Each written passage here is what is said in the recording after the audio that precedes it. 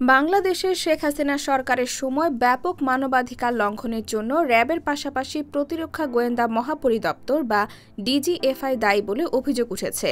র্যাবের তুলনায় প্রতিরক্ষা গোয়েন্দা মহাপরিদপ্তর বা ডিজিএফআই এর কর্মকাণ্ড আরও বেশি ধরাছোঁয়ার বাইরে এবং অপ্রকাশ্য।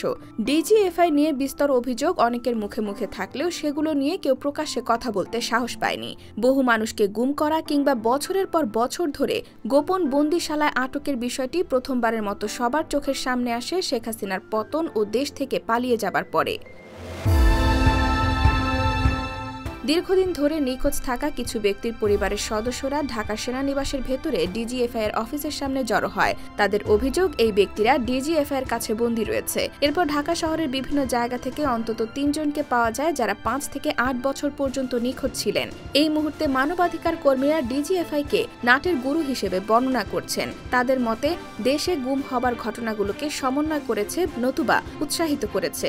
তাদের মতে দেশে গুম হবার ঘটনাগুলো সমন্বয় করেছে নতুবা উৎসাহিত করেছে।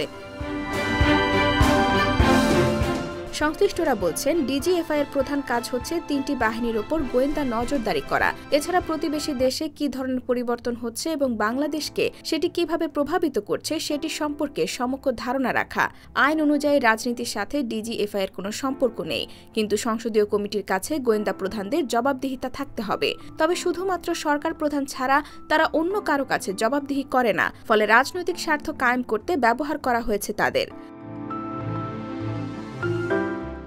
এদিকে নিরাপত্তা বিশ্লেষকদের মতে ডিজিএফআই এর কর্মকাণ্ডকে সেনানিবাসের ভেতরে সীমাবদ্ধ করতে হবে। সেনানিবাসের বাইরে যাতে তাদের কোনো ভূমিকা না থাকে সেটি নিশ্চিত করা জরুরি। তবে প্রশ্ন উঠেছে, এই প্রতিষ্ঠানগুলোর কর্মকর্তারা যে আইন বহির্ভূত কাজ করেছিলেন সেটি নিয়ে তারা অবগত ছিলেন। অবগত থাকার পরেও তারা কোনো পদক্ষেপ নেননি। উল্টো ডিজিএফআই কোনো একটি পক্ষের হয়ে ব্যাংক দখলে ভূমিকা রাখা কিংবা গণমাধ্যম নিয়ন্ত্রণের মতো কাজ করেছে।